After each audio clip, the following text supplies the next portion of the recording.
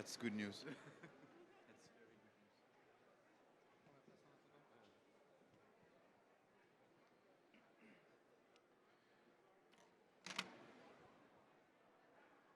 Okay, good afternoon, everyone.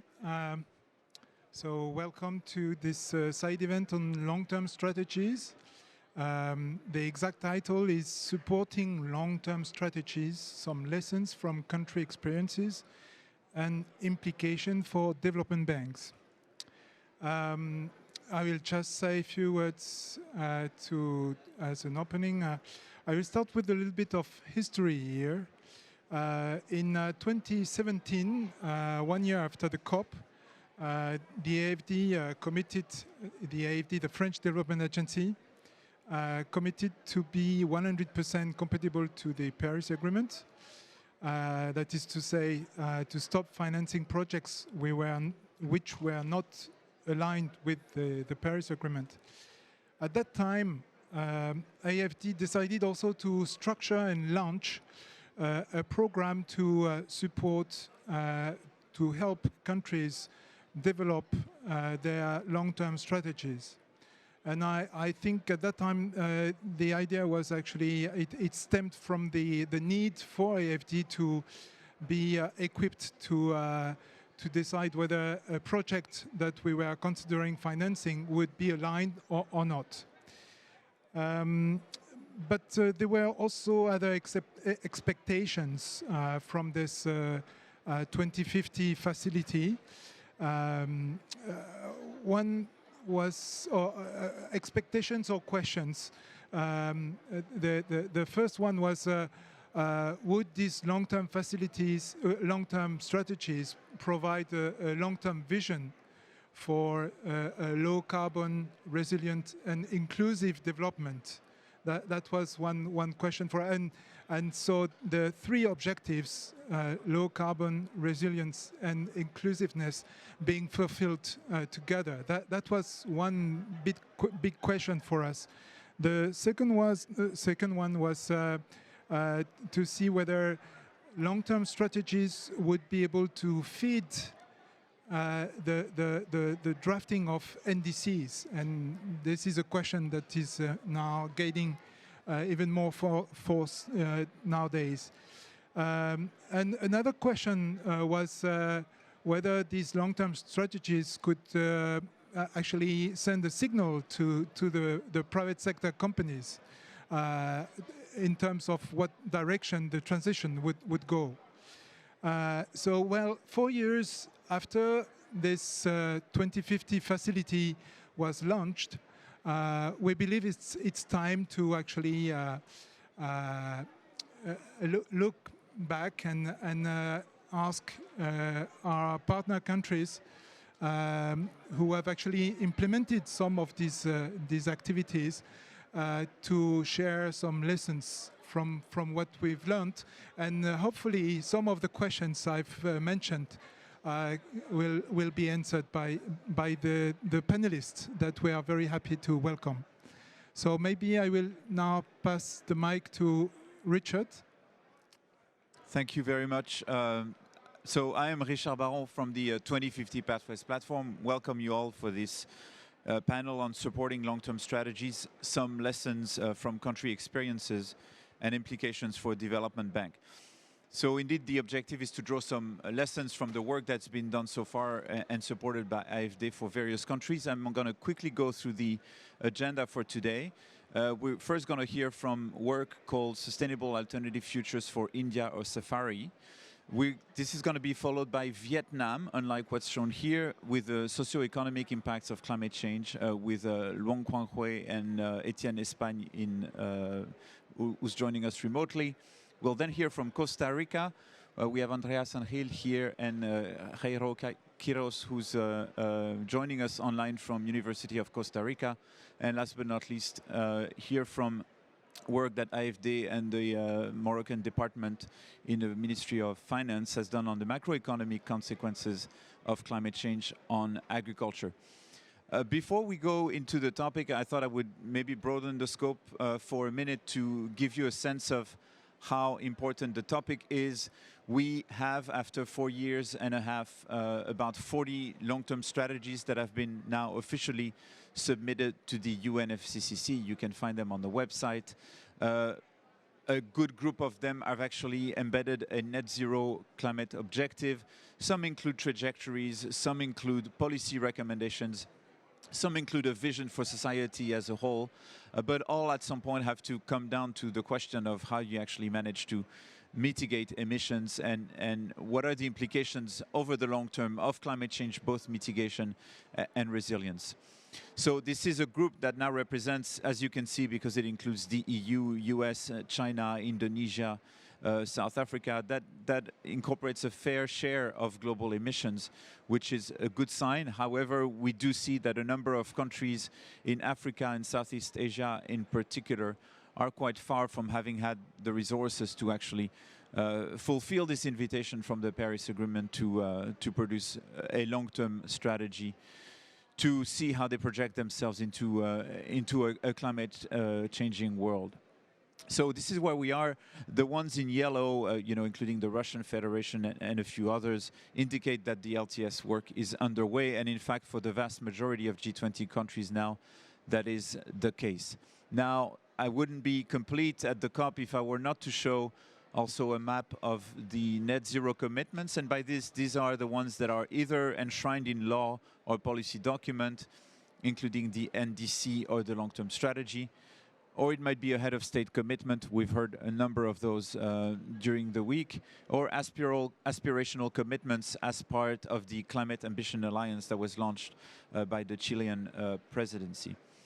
So here we have actually more than 90% of global GDP that has taken net zero commitments, and yet a number of countries that have not had a chance to start the work on their long-term strategy. And so now is the time to really bring forward our knowledge to ensure that they're going to be starting on the right foot to do this, that they're going to have the resources, and that there's going to be a space where they can actually compare notes on this. The 2050 Pathways platform provides such a space for them to compare how to advance on this new instrument for most of them.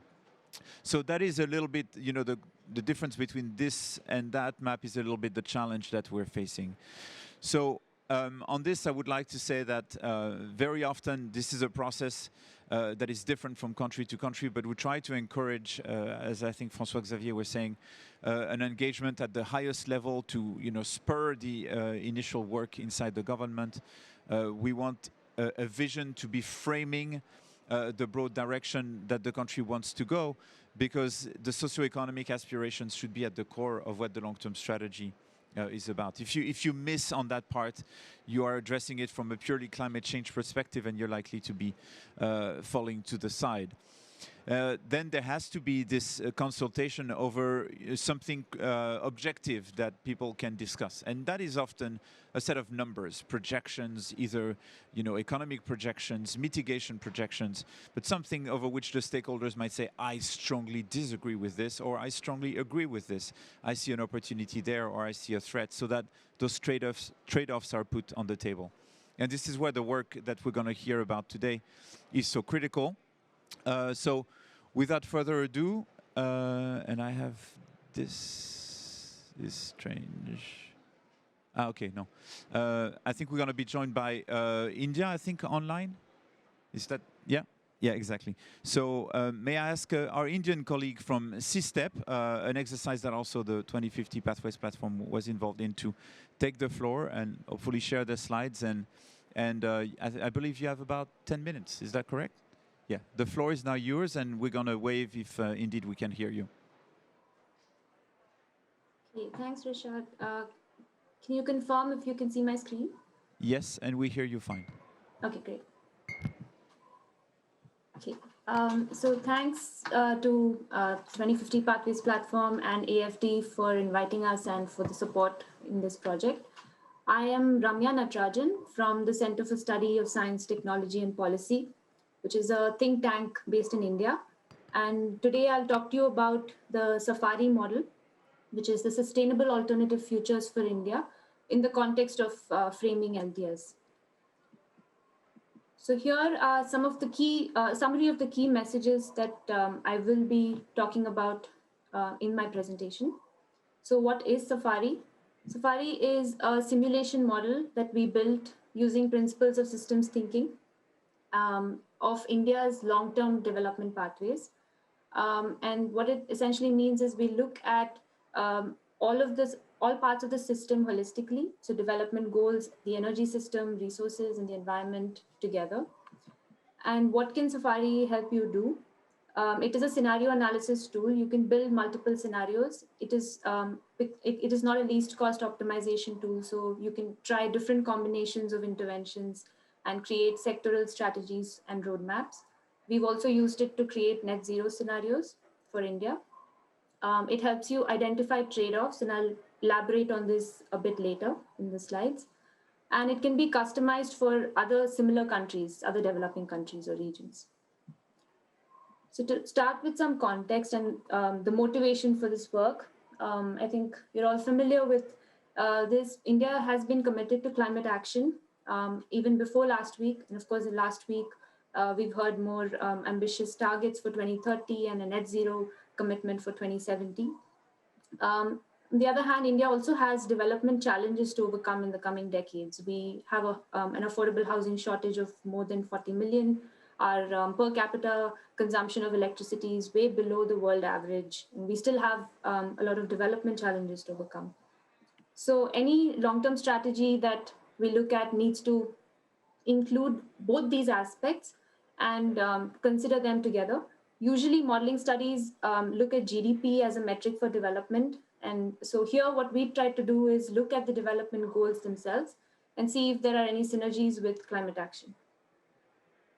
So with this as the motivation, our objective was to build a user interactive tool so that we can also take this to the policymakers and have them play around with the tool to build different scenarios and see the impacts, to model interlinkages between the goals and sectors, and look at development goals and not just GDP as a metric for development. So here are just some snapshots of the model that's online. On the top right, we have like our main menu screen. You can click on the sector of interest, or you can look at the totals. On the bottom right, I'm just showing you an example of a power sector page where we have different cost trajectories and learning rates that you can change and see how it impacts energy emissions, investments, etc. And the beta version of the tool is up online, and we'll be releasing the final version pretty soon. So to get into what are the development goals and how we've come up with them. So these are the 8 goals that we looked at, and these are in line with the SDGs and have a bearing on energy and emissions. Some of them are one-time energy goals like housing, healthcare, and education. These are building of these infrastructure, and it's one-time energy and investments. And then there are these annual goals like food, power, water, transport, which need to be provided annually every year. And we set benchmarks for all of these goals, and these are one of the main drivers of our model. I'm showing you now the structure of the Safari model. The development goals are one of the main drivers. The other drivers are socioeconomic parameters. We have GDP, population, urbanization, and these drive growth in our key sectors: agriculture, transport, buildings, and industries. And all of these sectors are also interlinked. And the electricity demand from all the sectors drives expansion in the power sector. And our key outputs are total emissions and resources. And we look at interventions across policy, technology, and behavior buckets. And by using a combination of these different interventions, we can create scenarios. So I'll show you a few example scenarios that we have analyzed. We have a reference scenario where we assume that all the development goals are met by 2030 and beyond, but not too much focus on climate action. Then we've looked at 2 sustainable development scenarios where in SDA, the development goals are met. And in addition, some of the low-hanging fruits in technology efficiency improvements are also achieved. In SDB, we look at more aggressive technology and efficiency improvements. And in addition, we also look at behavioral shifts. And finally, we have a scenario called overconsumption, where we simulate a scenario where if India were to aspire for living standards and consumption patterns of the Western world. So here are the results. As expected, the annual GHG emissions in the overconsumption scenario is, pushes India's emissions really high. And it's also unsustainable in other ways, like it worsens India's already polluted cities. There are water and land constraints that become pretty bad. On the right, when I'm showing you the cumulative emissions, when you go from reference to SDA or SDB, and here you can identify what are the key areas that would have the most impact in reducing emissions. One of our impactful interventions is in building materials and using low carbon, low emission alternative materials like autoclave aerated concrete blocks not only reduce the emission footprint of the building, but they also reduce the space cooling demand within the buildings because of better thermal properties. The other important interventions are no new coal power plants and increased share of rail in the freight transport and shared mobility. Now, the other thing that I'd mentioned earlier was that Safari helps you identify trade-offs, and because of the limited resources that we have, trying to achieve multiple objectives leads to trade-offs. Here are some examples, and I will explain one of these as right now with the compact cities and densification example. A densification in urban areas has advantages. It reduces the urban land requirement. It reduces the travel demand if it's planned well. And you can see on the top right that urban transport GHG emissions would go down with the compact city. But on the other hand, it increases the building's energy demand because the buildings will have to be taller, and taller buildings need more steel. And when a lot of tall buildings are packed together in a dense environment, there's also increased urban heat island effect, which increases the cooling demand in the buildings. So you see that the bottom right, the residential emissions increase compared to a BAU.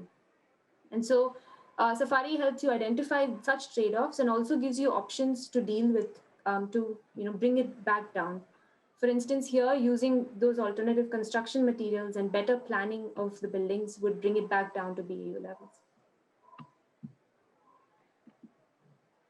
So recently, we built a few net zero scenarios for the Ministry of Environment, Forest and Climate Change in their preparation for COP26.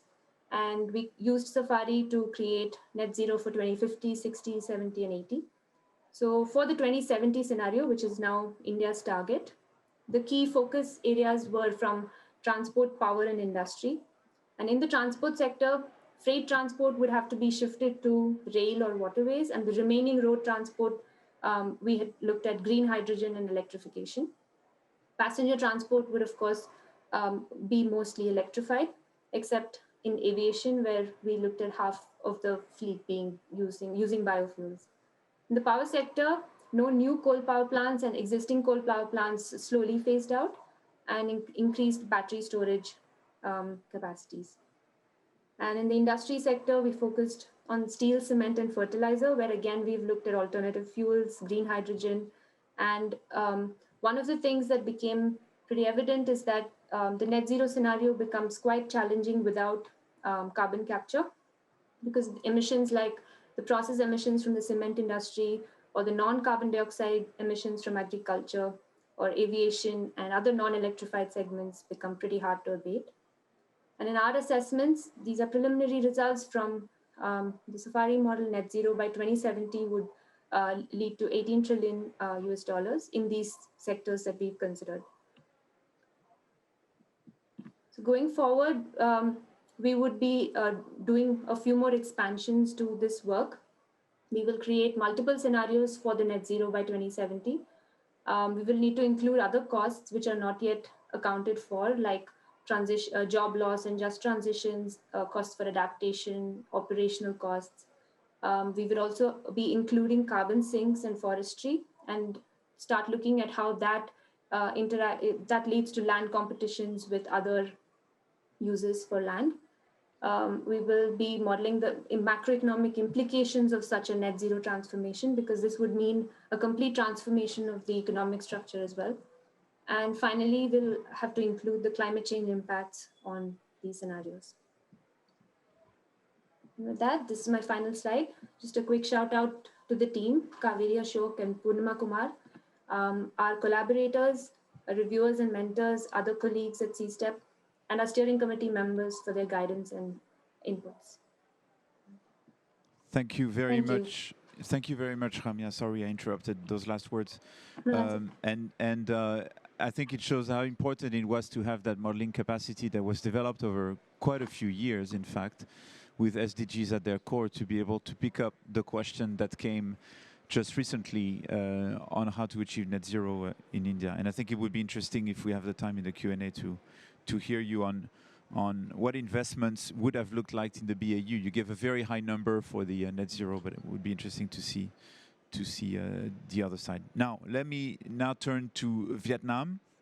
We have with us from the Ministry of Natural Resources and Environment of Vietnam, Mr. Nguyen Quang Huy, who's going to, I believe, introduce the section. And then we have Etienne Espagne, who is en ligne and will give a presentation over the GEM Vietnam project. You have the floor. Thank you very much. And it's good to be here and good to be invited to this event. And we have a project to talk at the climate change in Vietnam with the potential impacts on and the potential activities to improve our adaptive capacity. And it's also look at the different scenarios and the financing potential for adaptation in Vietnam with the focus on the number of very highly vulnerable areas in Vietnam, such as the Mekong Delta.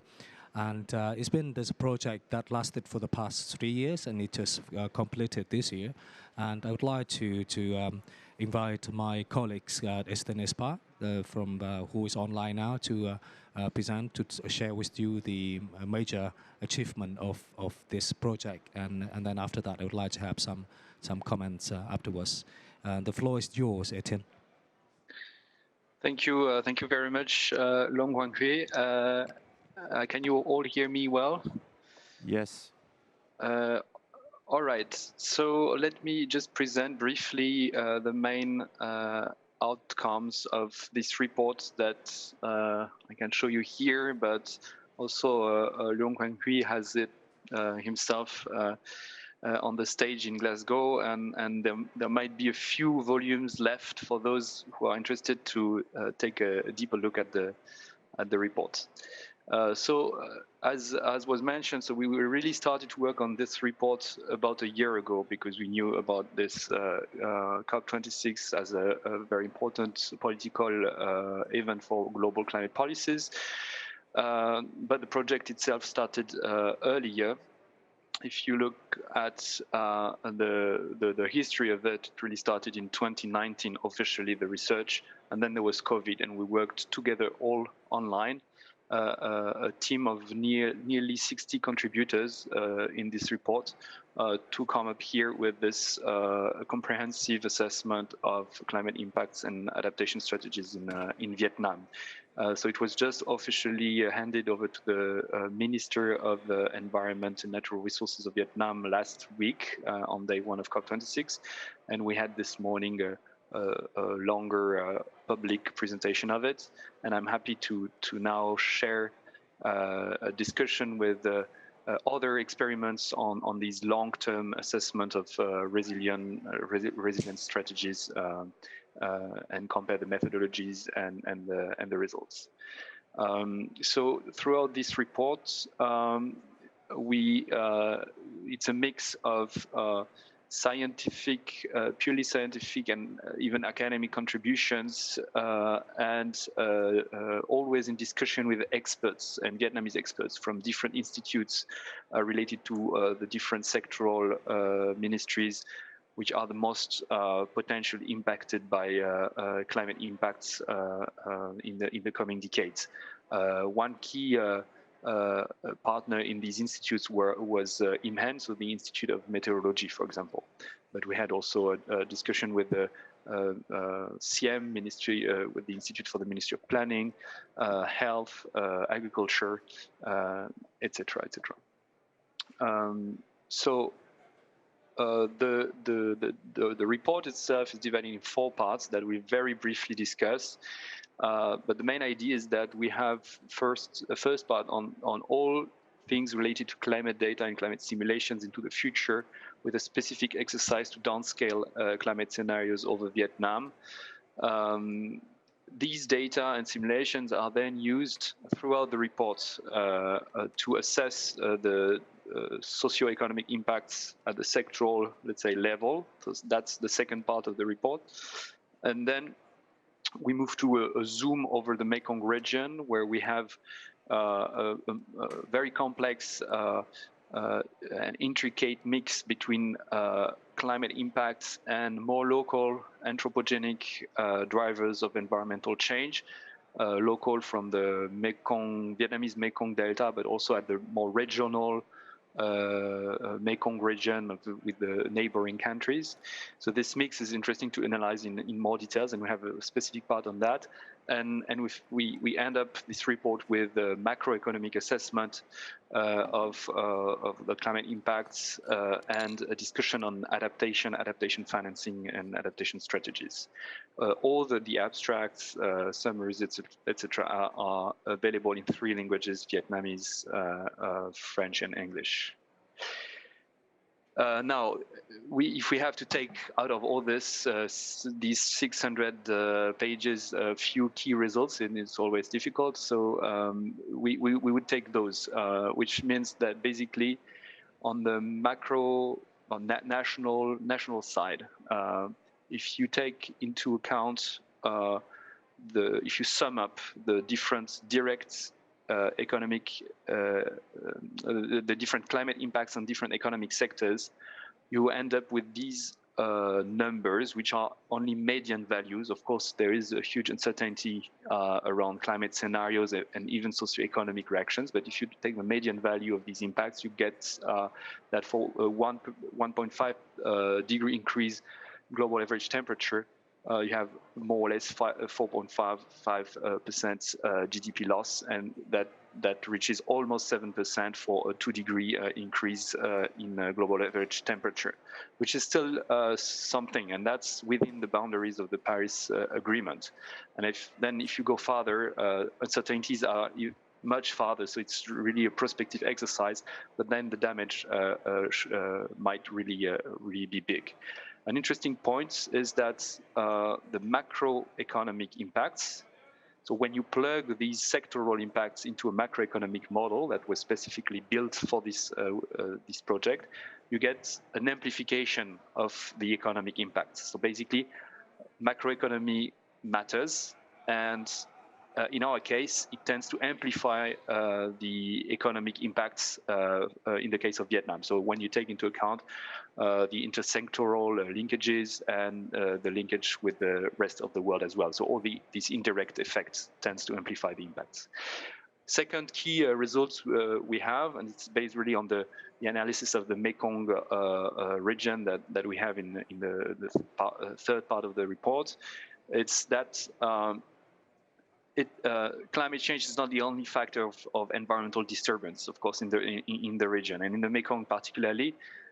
You have these subsidence dynamics linked to groundwater extraction, the salinity intrusion that come as a consequence of this groundwater extraction and also sand mining, and all this is combined, and it's actually hard to disentangle these effects. But we run some specific simulations of salinity intrusion in the Mekong Delta, combining different potential scenarios of subsidence, of sand mining, and of climate change. And what we can observe is that in the short to medium run, climate change is relatively small compared to the more local drivers of salinization and salinity intrusion. But in the second half of the century, at least, it becomes a major factor. So in a way, it can be seen as a good news, because in the short to medium run, you would have leverage to adapt to potential future impact of climate change by reducing water extraction, by reducing sand mining, and by some concrete local drivers of change that climate change will amplify in the future. So that's the second, let's say, lesson that we can have from the report if we had to just memorize two main lessons. So now I will really run through the key elements of the different parts, a bit more detailed, but not too much. And I invite you really to download the reports, which is online on the IDDRI website, or to take a printed version if you're in Glasgow. So to start with the climate change part, what we describe is both the recent trends used by building a new comprehensive set of data that show that on average in the last 4 decades we had 0.2 degrees of temperature increase over Vietnam per decade. And on the precipitation side, we had a more or less 5% increase in precipitation over the recent period, with differences between seasons. So the seasonality divergence tends to increase slightly. We have this exercise of future simulations as well, with specifically new downscaling efforts over Vietnam. And if you look at the right-hand side, right-hand panel, you have a view of all the climate scenarios that we tended to use in the reports, both from IMHAN and from our own downscaling efforts, which is the BCSD methodology in the different RCPs. What you observe is that the 2 degrees threshold tends to be reached a bit later in Vietnam than on average in the rest of the world, because Vietnam is a tropical country basically, so that the temperature increase is a bit slower than in the rest of the world. That doesn't mean that the impacts are less important. A quick view at the sectoral impacts. And here it's not completely exhaustive, of course, what we did. We focused on agriculture, and within agriculture, we just looked at rice, which would explain the relatively small parts of the GDP loss, because in terms of measured as GDP, rice within agriculture, within all the sectors of Vietnam, is not huge, even if it employs a lot of the population of Vietnam, still even today. We looked at the health and the question of infectious disease and additional mortality.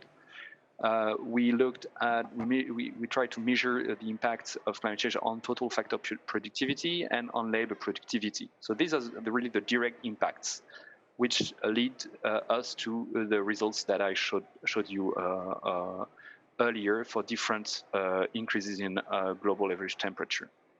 So on the x-axis, you see that we have two x-axes. One is the temperature change compared to the most recent period. And the second one, the lowest one, is the temperature change compared to the pre-industrial times for Vietnam, which is the basis to measure actual climate change for Vietnam. Now, in the Mekong Delta, I'm coming back to this graph, which is interesting. So climate change leads to increased temperature, precipitation changes, and global sea level rise. The Mekong Delta is on average at a height of 80 centimeters above sea level. The subsidence dynamics lead to a few centimeters of less elevation per year for the Mekong Delta. And right now, the sea level rise due to climate change is of a few millimeters per year. So the most striking, the most immediate factor of subsidence, which also itself leads to more salinization, salinity intrusion, etc., is due to these local anthropogenic drivers of subsidence. in the second half of the century, you still see that RCP 8.5 scenarios are all well above the RCP 4.5, etc. So that's climate change still remains the dominant factor for salinity intrusion. And I will finish with a quick look at the macroeconomic assessment, which is the focus of the fourth part of the report. The idea is that we use the climate data and climate simulations of the first part of the reports, the scenarios that I showed you. We use the damage response functions that were built in the sectoral impacts section on agriculture, on energy, on labor productivity, mortality in total factor productivity, and we plug these damage functions into a new empirical stock flow coherent model of Vietnam to assess how the macroeconomy would behave in the face of these different damage functions. So we can there are many different graphs that could be produced out of this, but we chose this one. In the case of the RCP 8.5, so the worst case scenario in terms of climate change, you get this average GDP loss, macroeconomic GDP loss in the model, and you have a view of the time, the median time when most climate models say 1.5 degrees will be trespassed for Vietnam. That's the green vertical line, and the red vertical line is for the 2 degrees moments when we go beyond 2 degrees, and so we don't stay within the boundaries of the Paris Agreement. So you have this way you have an idea of both the dynamics when we reach 1.5, when we reach 2 degrees, and the corresponding GDP loss in the case of the RCP 8.5. And again, what we observe in general is that the macro impacts are higher on average by 30% than the direct sectoral impact that were assessed before putting them into the macroeconomic model. So I will stop here, but and I think that my colleague Luong Quang Hu will develop more the adaptation aspects of things. But the idea is that before talking really about adaptation financing, one has to really analyze the impacts, not only in terms of GDP losses, but also on social variables and assessing also the different regions and geography differences. So that's what we did really in this report. Thank you very much. Mr. Hui, the floor is yours to complement. Thank you, Etienne. And can I ask you to keep to 2 to 3 minutes, if that were possible, because we are already 10 minutes over. Thank you, Etienne. There was a lot of details there, but striking illustrations of climate change impacts, which is a bit of a first for long-term strategies work. So congratulations. Yeah, thank you very much, Etienne. And my colleague Etienne has already presented to you the main achievement of the project, and it's this big. This is a very thick report for our achievement in the past 3 years for the impact of and adaptation on climate change in Vietnam. And what I will share in less than 2 minutes is that what we're going to do in terms of our strategy, long-term strategy until 2050. And it's not only about adaptation. As you know, our Prime Minister came here last week, and we stated that we committed to net zero by 2050. And that is going to be a huge task for Vietnam as a developing countries where we have other priorities. Adaptation is one of the utmost priority at the moment. And we also developing our revised national climate change strategies towards 2050 as well. And apart from the mitigation, what I would say, a mitigation component of the climate change strategy, then adaptation is highly important as well, because we still have roughly about 45% of our population highly dependent on the agriculture and highly vulnerable to the impact of climate change and extreme weathers in Vietnam. So first of all, that is to look at our strategy is to look at to improve the adaptive capacity and reduce the vulnerability of different economic sectors. That, and not only agriculture, not only in some sectors that are highly vulnerable to climate change impacts, but also that sectors that important for our mitigation activity, like energy, for example. So that required a lot of things, and the most important one would be the water resources, and also that to change with the agriculture structure to improve the adaptive capacity of plants and of husbandry subsector and so on. And the second important areas of work is to improve the capacity to forecast the impacts of weather in the short term and the climate change in the medium and long term. And that are two main things. And the reports focused a lot on Mekong Delta, which is in the south of Vietnam. But in fact, we have 7 different climate areas, climate regions, I would say. And some of them is such as the highlands or the mountainous area in the north, or the Red River Delta in the north as well, and the coastal zone in the central of Vietnam and central highlands, and then the Mekong Delta, and so on and so forth. So those are areas with a different characteristics and different nature on climate change impacts that we need to focus on. And alongside with the net zero targets to be achieved by 2050, we need to make sure that there are different security on food security and water security alongside with energy security. And all of those things will put into the national climate change strategy in Vietnam, and that would be issued sometime very soon by early next year. Yeah, thank you. Thank you very much, and indeed we look forward to seeing also the discussion of how policy is going to drive such adaptive capacity. I mean, there's a lot to invent there and a lot to learn from Vietnam. So thank you very much. Now, let me change geography and shift to Costa Rica. We have with us Andreas Angel from the Ministry of Environment and Energy of Costa Rica, who's going to introduce the work that has been done on jobs in the future of net zero emissions in Costa Rica. And she will be joined online by our colleague and friend from University of Costa Rica, Jairo Quiroz. Thank you. I just wanted, on behalf of the Costa Rican government, to thank AFD for this space to share with you our experiences. As he said, my name is Andreas Angel. I'm an advisor to the Climate Change Office. We wanted to share with you our experience. We launched our National Decarbonization Plan in 2018.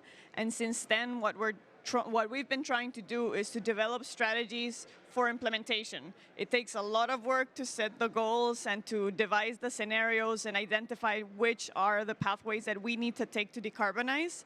But then it takes a lot of additional work and a lot of additional planning to identify how much it's going to cost, also who are going to be the winners and who are going to be the losers of these transitions, and how we need to work with all the different sectors to make decarbonization planning and to make it feasible for all these different sectors. So this is part of the work that we're doing to operationalize it and to make it work and be able to implement it in all of these different sectors. And the University of Costa Rica has been an essential partner for us to do this work. And part of a long-term strategy that we've adopted is to create that capacity and have that capacity in a national entity such as the University of Costa Rica. So before going into it, I'll just leave the floor to Jairo, who is the one who's been leading this team of experts in developing this specific product on jobs associated with the national decarbonization plan. We're in a stage of crisis right now. We're trying to recover from COVID, and we really need to talk about how to create jobs and how to reactivate our economy. So this specific product is very useful for us for our future conversations in Costa Rica, and also for the next years incoming for implementing the National Decarbonization Plan. So, Jairo, the floor is yours. Thank you, Andrea, and good afternoon to everybody over there in Glasgow, and good morning to those in Latin America, or good evening to those in the eastern side. So, thanks for that introduction, and just wanted to say hello to some good friends that I heard at the back in the place. So this work that we've been doing over the last few years, along with the Director of Climate Change of the Ministry of Environment and Energy, and with the support of different MDBs, including the AFD that is sponsoring this project called Jobs in a Future of Net Zero Emissions in Costa Rica. This is a work done in a collaboration with a couple of colleagues at the University of Costa Rica that we just recently submitted to the Ministry. And as Andrea already mentioned, in 2019, we launched our National Decarbonization Plan, which is very ambitious, and we aimed to reach net zero emissions by 2050.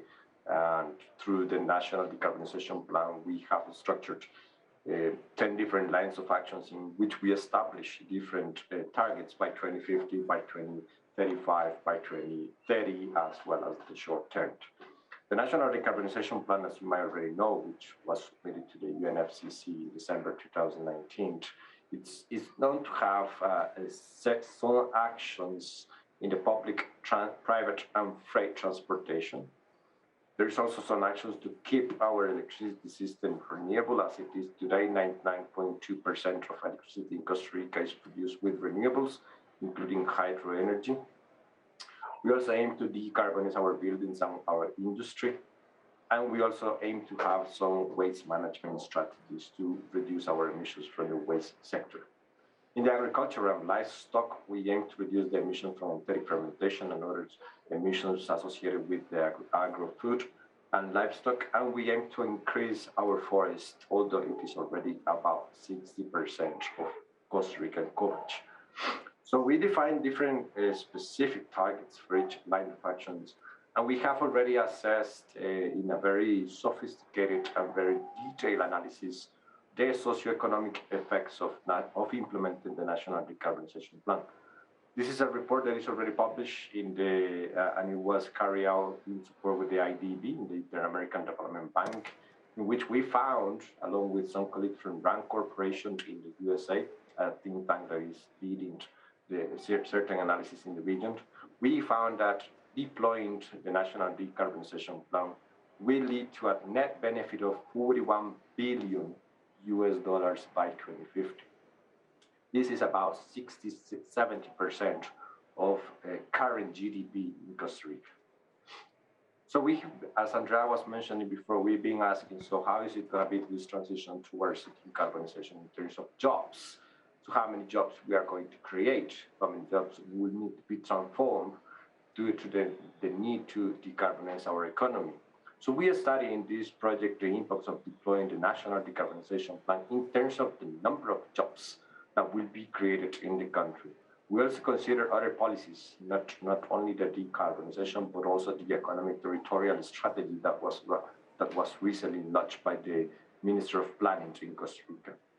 Our approach uses an input-output model calibrated with data from 2017, which links not only the economic variables of the country, but also the economic variables of different cantons in Costa Rica. So this is a regional analysis that we are doing. And we have also linked this input-output model with sectoral models that we have created in the past for the country. Our analysis estimates jobs per canton, socioeconomic region, development pole, and country for 144 economic activities. We have found that deploying the National Decarbonization Plan and targeting net zero by 2050 will lead to 23,000 net jobs. By net, I mean the difference between the number of jobs created under decarbonization economy and the number of jobs created under business as usual economy. So we have found that if we deploy the decarbonization plan, we will end up with 23,000 direct jobs. We need to add to that number the 70,000 indirect jobs created by the linkage between the socioeconomic activities in the country.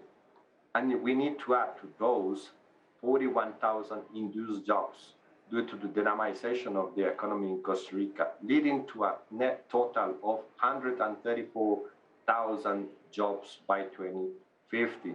This is equivalent to about 7% of the labor force in 2017. Again, these 134,000 jobs created, these are net values equivalent to the difference between deploying the National Decarbonization Plan and continue doing the same as we've been doing in the past. We recognize that there is a lot of uncertainty, and Etienne already mentioned there is a lot of uncertainty to 2050.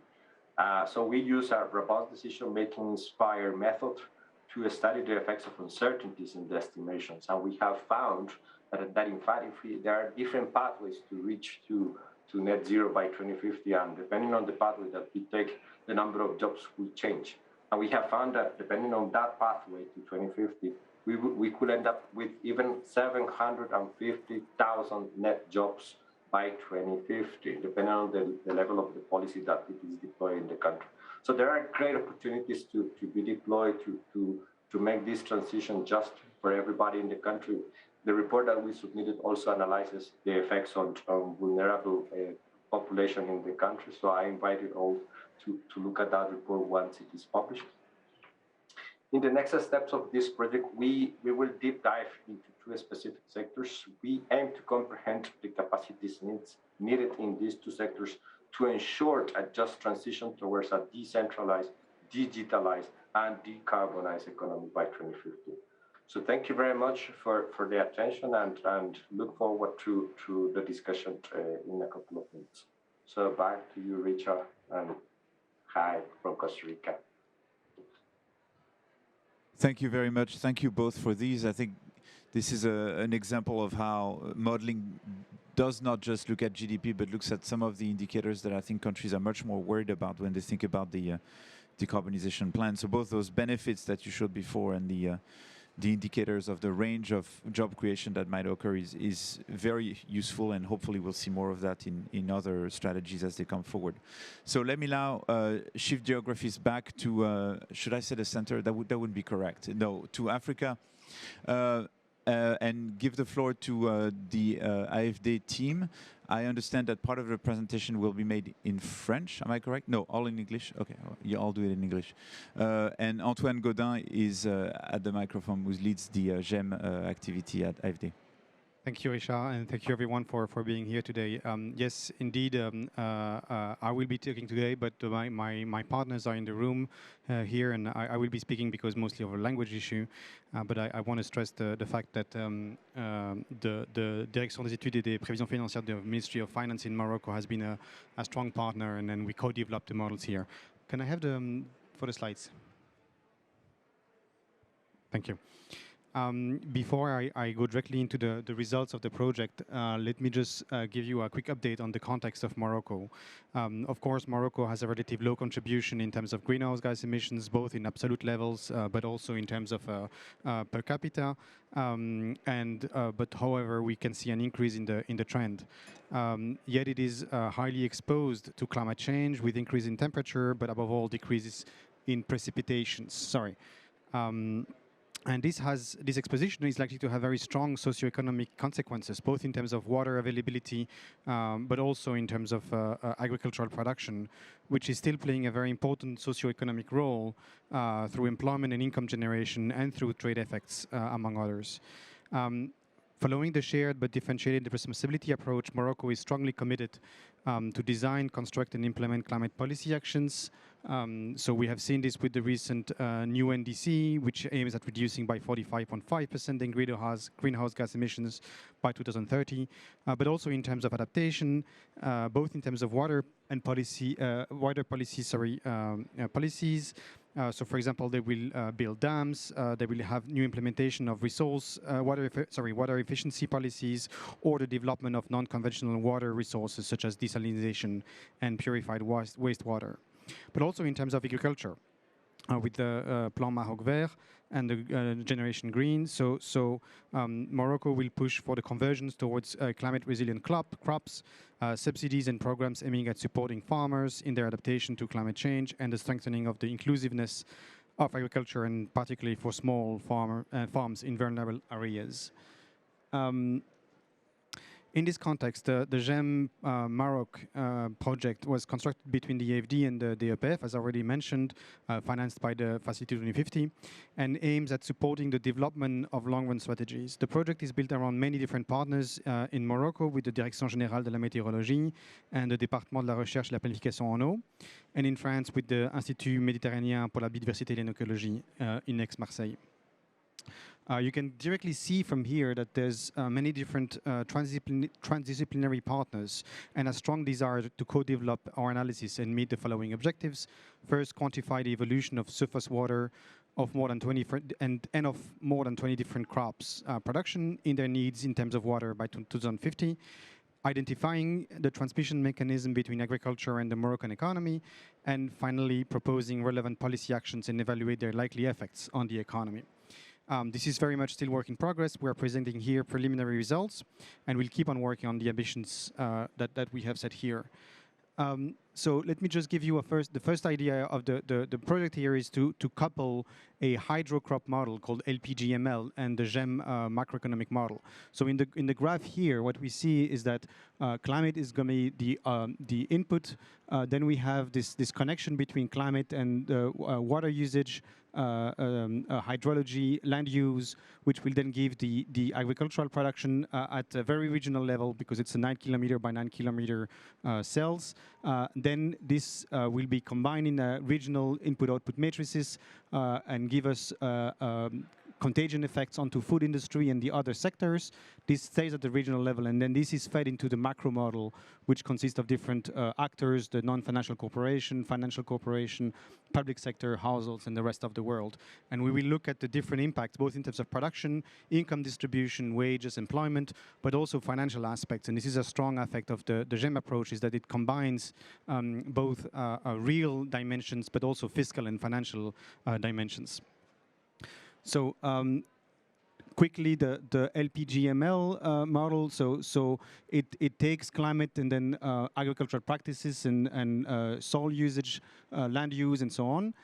And then with the evolution of climate and the evolution of water resources, we have this crop production. It is really important for us because first you can have different types of irrigation and you can actually stop the irrigation, and that was very important, especially in Morocco, because irrigation is playing a strong role in the evolution of production. And so it was important for us to have this possibility of irrigation, but also 20 different crops, and including most of them which are important for Morocco, such as olives, but also, of course, cereals and so on and so forth. Once we have the evolution of climate and hence the production, we can then run different scenarios. Here we have to be careful. We only use, for the moment, one regional model, but we will include more climate models in there. We have an increase in temperature from between 1 and 1.6 degrees, depending on the region scenarios, and then a decrease in rainfalls between -7 to -21%. What is important to know is that even though there's only between -7 and -21% of rainfalls, the water runoff decrease will be higher or lower if you want. So between -8 and -26% in RCP 4.5 and -24 to -42% in RCP 8.5. This is due because of the fact that higher temperature leads to more water evaporation. So this could lead to very strong supply constraints in water usage. And this is what we've been doing. We built two scenarios. In the baseline scenario is 75% irrigation, which is currently the level of irrigation system, 75% of what would the plant need. And then the alternative scenario is what happens when we have only 50% of the needs by plants, and this leads to strong reduction in production by 2050. For the RCP 8.5. So if we feed that into the GEM model, I won't go too much into details, but you can here see one of the different transmission mechanisms. So climate change leads to production reduction in production, that leads to lower farmer income, and then through the consumption process and investment process, that will also lead to non-farm income reduction. This feeds it into GDP, but also it has an effect on the trade balance through imports and exports. And so, of course, then it has an impact on GDP. So these are the two. On the left-hand side, you have the two RCP scenarios. What happens when there is no action in terms of climate change? And then on the right-hand side, you can see the gains in terms of relative shares. So you can see that if we manage to keep 75% of irrigation, then there is actually a strong gain. Sorry, this is the full slide. That was better. You have the gains in terms of percentage increase in production. And of course, you see that the gains are more immediate when you have the RCP 8.5 than for the RCP 4.5. Then we can look afterwards in terms of GDP increase or GDP gains, but also in terms of households consumption gains. And again, you clearly see that the adaptation actions lead to serious gains. And as Etienne was mentioning, these are, you have multiplier effects, right? So the immediate gain in terms of production and agriculture is much larger because of the multiplier effects that are into the economy. In terms of trade balance, of course, lower exports. Morocco is still exporting quite a bit of agricultural products, but also gains in terms of imports, because agricultural products imports would be reduced if you manage to mitigate some of the climate change impacts. And then finally, and we mentioned this already, so important for development, investment and infrastructure building, but also employment, as was mentioned today with the case of Costa Rica. So again, you can clearly see that with these global assessment models, you really have different objectives in terms of policy, in terms of policy actions. Let me try to conclude here. So I think there's three main conclusions that we can draw on this project. First, the project highlights the importance of building a systematic approach, and I think this is something that has been stressed already in all of the presentation today. We have to focus on different nexus, such as the water agricultural nexus we have here. In the future work, we work on the water energy nexus, which is really important. We have to have this transdisciplinary approach, and I think the case of Costa Rica was interesting because you really see that you have to transform technological scenarios into socioeconomic outcomes.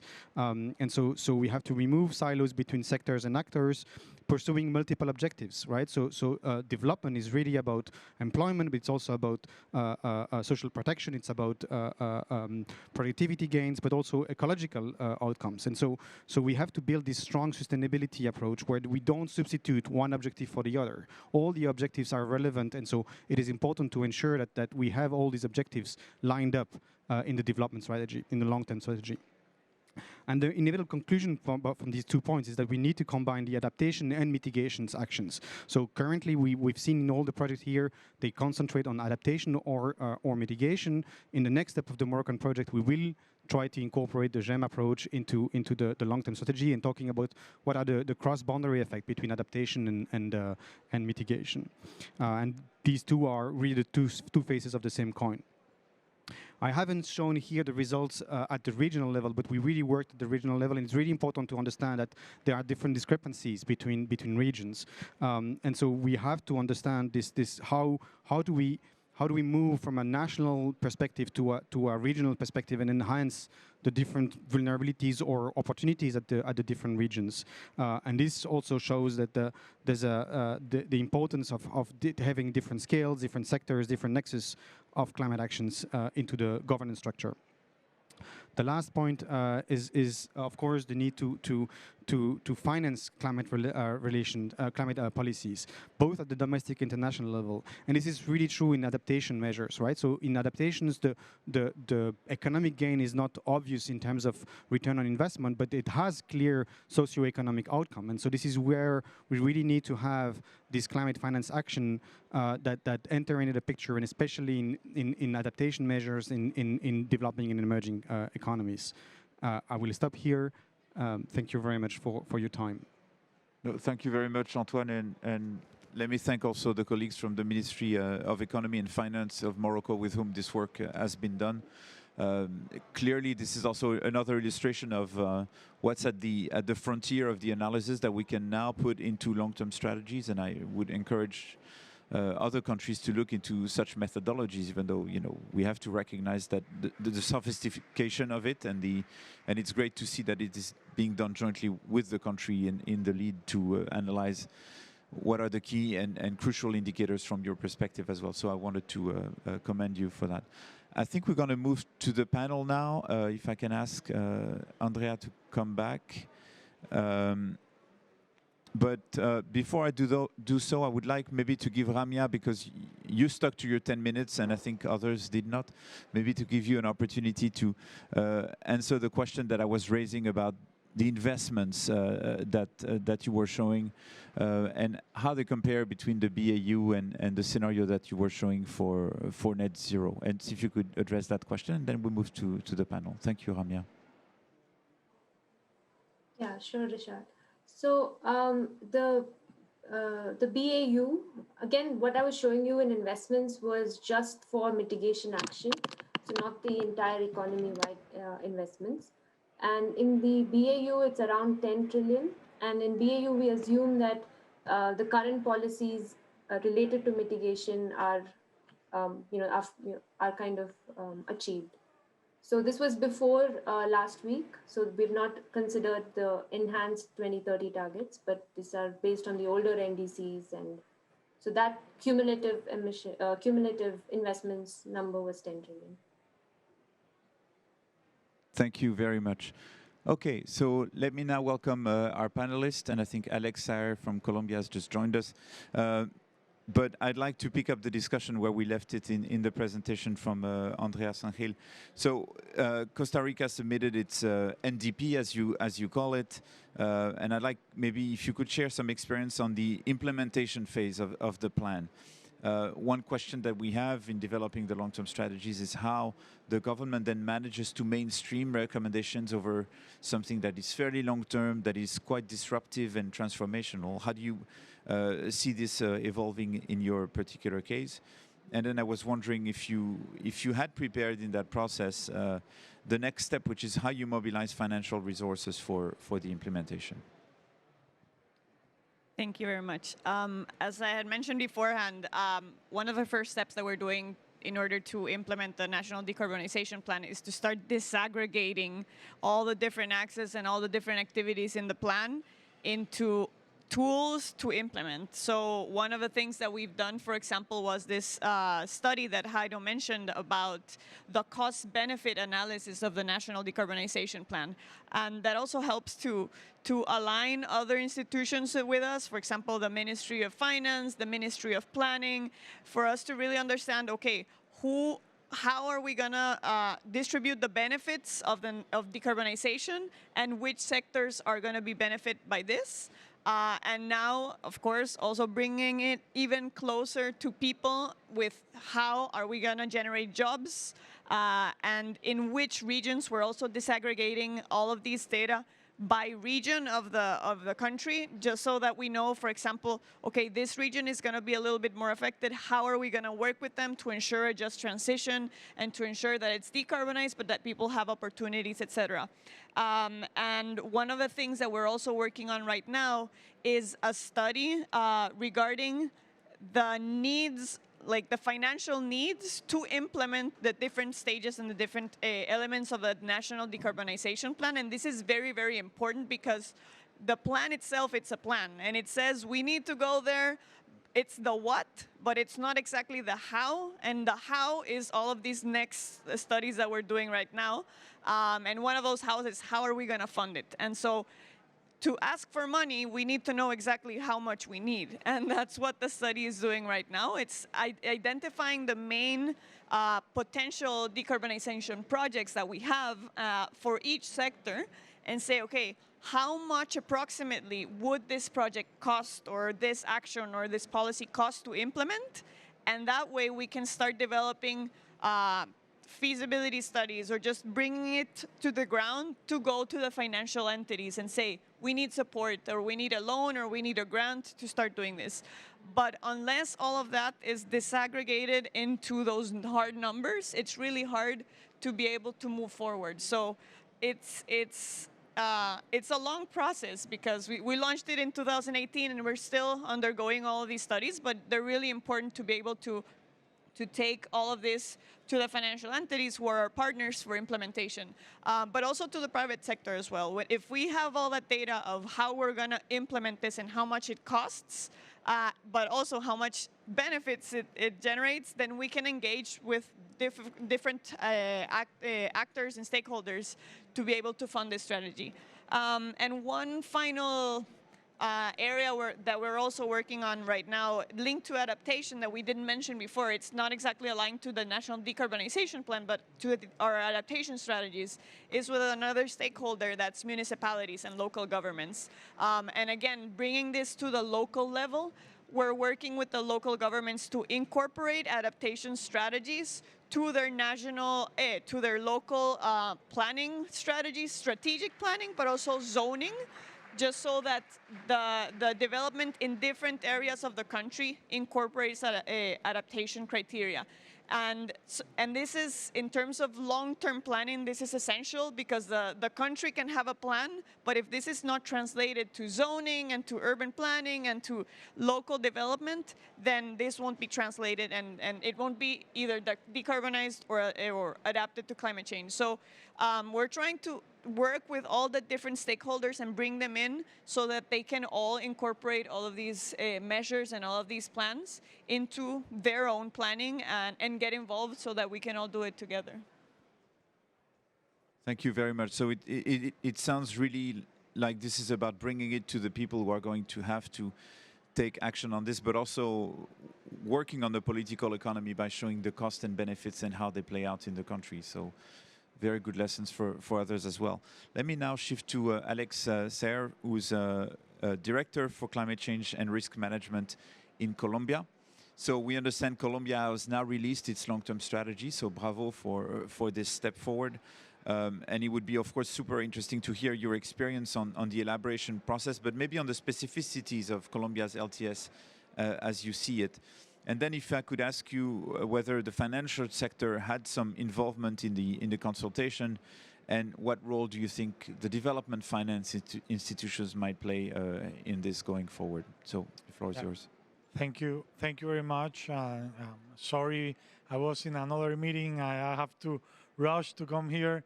But yeah, we, like the first day of the COP on 1st of November, President Duque launched our long-term strategy called E2050.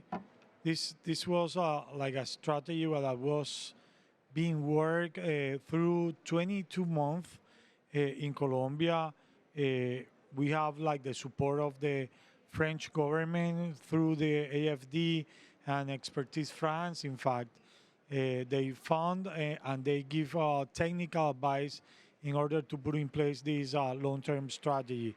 So this was a really participative process. I think more than 2,100 people participating at least one of the workshops that we did. We work with almost 500 different institutions, 300 different spaces that we open for discussion to work with all these things that we need to put in place this strategy. Also, we work with different ministries, territories, local governments, as well as local communities, and in fact with as well with indigenous communities in Colombia, Afro-Colombian communities as we call it. So we have nine like lines of actions in our long-term strategy, from local development and development of cities, trying to bring up a strategy that we have called it biodiversities, in which we want that biodiversity is a city that makes their plans based on their biodiversity. So we have these nine different lines of action that right now our main focus is to spread the word around the country that we have this strategy. Because even though it was so participative, even though that we made like and held many workshops around Colombia, I'm still sure that so few people know about this strategy, the results, and the objectives that it pursues. So one of the main things that we are going to work right now is to have these workshops all around the country in order to tell the people that there is this strategy and that in 2050 we have our goal to be carbon neutral as well. The other thing that we have to work on is how to tie our NDCs with our E2050. Because people could get confused out there. No, well, with all these acronyms that we are using right now, like long-term strategy, NDCs, but when you go to the territory and you go to the companies, they don't even know what is an NDC most of the time. So we have to tie these. So when we start talking about two different mechanisms that have almost the same goal to go through the decarbonization pathway, but we have two different mechanisms, the NDC and the long-term strategy. You have to be careful for both to match themselves. So in Colombia, we are still working on how to implement our NDCs right now. And we are doing some cost analysis on what will cost the NDCs. We haven't started the exercise of costing our E2050 or our long-term strategy. We started with our NDCs. And we have been identifying some funds that could help us to implement the actions that we have in our NDCs. We have 196 actions. 30 of them are mitigation actions. 16 of them are means of implementations. And the other ones are mitigation actions. So we are working right now in a consultancy project to get the numbers of how much it will cost our NDCs and how are we going to fund these activities. Much of them will fund by the private sector, their own companies that will do their part and that will do all the transformation needed. But there are another activities that should need like funding from external sources or from the treasury, from Colombian treasury. As for example, we are working right now on in Colombia there is a policy called COMPES. It's a high-level policy and a multi-year policy. That's the characteristic of COMPES.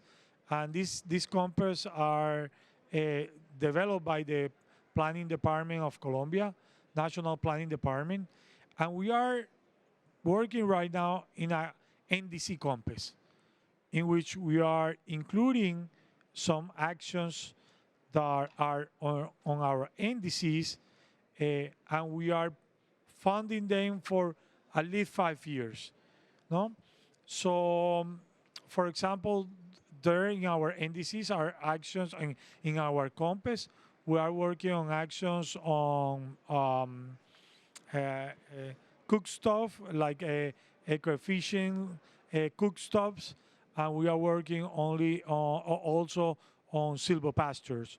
So we are getting resources from the treasury to develop 5-year projects using like funds from Colombia, from the country, but in a 5-year terms, because we have a 1-year planning budget, and this allows us to look forward for 5 years. And also, we are doing some efforts on, for example, one of our main problems regarding GHG emissions is deforestation. We are making efforts to do some payment by results projects.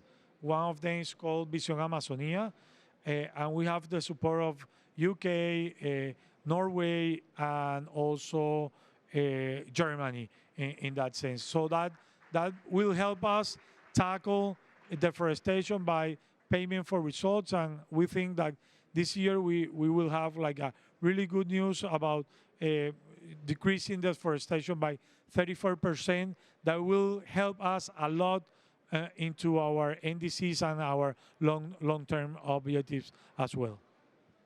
Thank you very much for bringing these details forward and including how you are shifting from the long-term strategy to this compass and linking it to actions on the ground in specific sectors. I think this is the sort of chain of action that we look forward to seeing. Now we have very little time left, but we do have Sergio Guzman, I believe, online.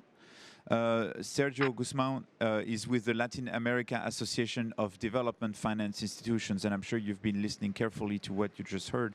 So as a representative of a DFI and of IDDRI, could you share your views on the challenges and opportunities of low carbon and climate resilient development in Latin America? And then I would ask you maybe to give your impressions on how useful are these long-term strategies to DFIs, and should the DFIs be more involved in their development or their implementation? The floor is yours. Great to have you. Thank you, François, Xavier. I'd like to salute our colleagues on the panel on site at the IDFC pavilion. Also saluting the others like me that are joining virtually.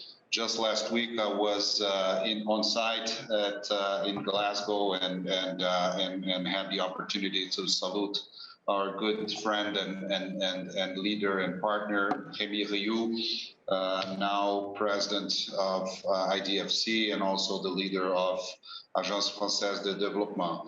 Alide is a 50-year-old, actually just about to celebrate 52 years of existence, gathering the DFIs around Latin America and the Caribbean.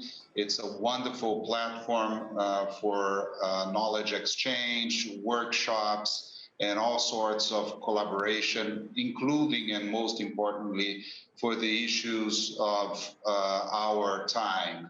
And I believe that climate change is definitely one of the key ones, if not the most important and relevant issue for our generation, and therefore the relevance of these 2 weeks of negotiations in Scotland. I have been listening very carefully to our colleagues, many of them collaborators and members of IDDRI in a way or another, or banks that are owned by their governments being relevant members of IDDRI. My comments would be related to some specific aspects, not only on the methodologies that were presented, and therefore we can see the value of the networks that are built around IDFC, the Financing Commons Summit, IDDRI itself, and also most recently the initiative that we were able to launch together with IFD, which is the Alliance for Development of Subnational Development Banks in Latin America and the Caribbean, also known as Alianza de Desarrollo. I think that in order to have the correct coordination and implementation, the long-term strategies are a key and necessary option. Some of our countries, or larger countries, even on the subnational level, have been pledging and committing to many of the initiatives around the Paris Agreement. I can speak for the state of Minas Gerais, where I am based, and we were the first state in Brazil to commit to Race to Zero campaign, and therefore there is the next steps and the follow-through. They are very key. I think more related to the cases that were presented here, we can talk a little bit about Costa Rica and Colombia, both countries that have been engaging through their development finance institutions, and there we need to reference Banco Dex, that is led by Javier, one of our partners at LIDE, and also the Banco Nacional de Costa Rica, that is led by Jeanette, which is also a vice president of LIDE, together with me, and we have been sharing notes and collaborating for the past 3 years. Both banks have issued green bonds. Both banks have been key in implementing as financial arms, financial development arms of their respective national governments. And therefore, if we are to mobilize resources at scale to achieve this transition in our economies in different sectors, from sustainable infrastructure to SMEs to municipalities, in this sense, the implementation and action can be done in a very effective way in leveraging the balance sheet, but also the expertise of these institutions. So we are in a time of adaptation also in the DFI world. We are evolving from the old model coming from Bretton Woods, and those initial mandates, they are still valid,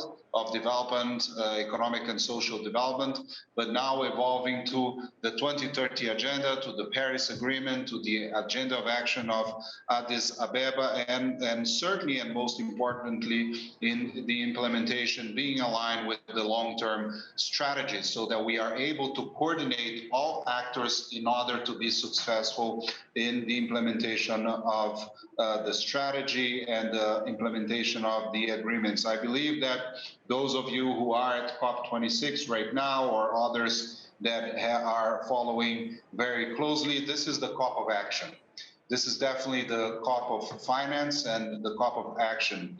And in this sense, being able to open up our eyes to a larger repertoire of successful strategies, successful methodologies that bring credibility that help us mobilize additional technical and financial resources. Financial resources also by means of innovative instruments such as the sustainable bonds.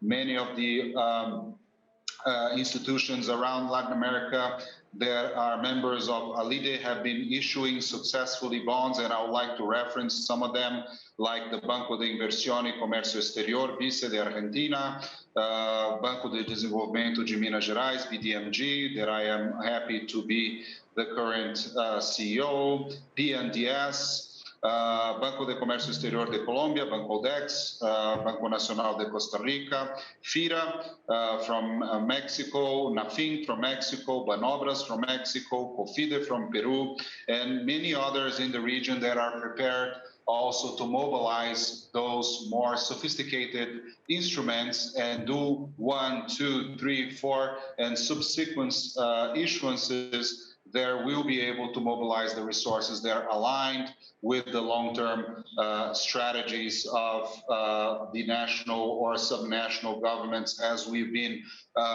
hearing from the colleagues during this panel. Last but not least, I think it's very important that beyond our own balance sheets, it's very important the role that we play as catalyzers, as project preparation platforms where we can attract the private sector to play a key role in really scaling up and mobilizing additional resources, which is, for me, pretty key. And development banks, by their mandate and expertise, we can lead that. We can lead co-financing schemes, syndications. We can do, besides the credit, the project preparation, that it's aligned with initiatives such as GFANS and Fast Infra that are also very relevant and have their spaces at COP here under the Marrakesh initiative. So I will stop here to giving this kind of overall view of what we've been seeing in our region and the role that IDDRI as a platform, a knowledge platform, and also resource mobilization for several partnerships, including partnerships that are South-South. That means between countries of our regions in terms of finding solutions and sharing them, and also with other regions of the world. I'm very happy to have listened to the Moroccan experience, to the experience from Vietnam. I salute IFD from putting this great group together. Thank you so much for having us today. Thank you very much, Sergio Guzman. I think you've laid out and illustrated the number of areas where you see synergies between your activities and what the long-term strategies are meant to add to this discussion, and that is a broader vision, a sense of, you know, a direction of travel for many sectors in the region. And I think the instruments you're bringing forward, including at the local level, are going to find increasing areas of action that relates to the long-term strategies. So thank you very much for this and for being mobilized on this important issue. I will give the floor for closing remarks to François-Xavier Duporge, or should I go ahead? Okay. My sense is that we heard really quite a very impressive scope. We had both a geographic but mostly thematic scope with work that spanned climate impacts, which are so far the poor cousin, I should say, of long-term strategies. We haven't seen much of the work at that level of detail and of policy relevance that we've seen today reflected in the long-term strategy. So I really encourage countries to look at what Vietnam and Morocco have done with the support from IFD, but the examples from Costa Rica also tell us a story that very much complements the mitigation picture, because you're telling us, look at the indicators that matter for policy implementation and to solve some of the political economy that I know were very, very tough in Costa Rica. No one should think that these things are easy. The trade-offs are very significant. So I would basically keep it short, but really thank the IFD for having had the vision to invest in all this work, I guess, 4 or 5 years ago, and decide to build capacity at a time where everybody was pushing for, you know, give us a strategy, give us a strategy. We now have, I believe, methodologies that can really be transferred elsewhere. I know that in the case of Costa Rica, it's already being used in Peru, it was used in Chile. There's a lot of South-South discussions taking place there, and I hope that more of the same can come through the work that has been done here. So I would leave it at that. Thank you all the partners. Morocco, Colombia, Costa Rica, and I'm forgetting one, and India, of course, for the work that they've done in this context, and Vietnam, of course. Yes. I could go around the list on and on. So thank you all. Thanks for your patience, and thank you also for those who were online for this. Bye-bye.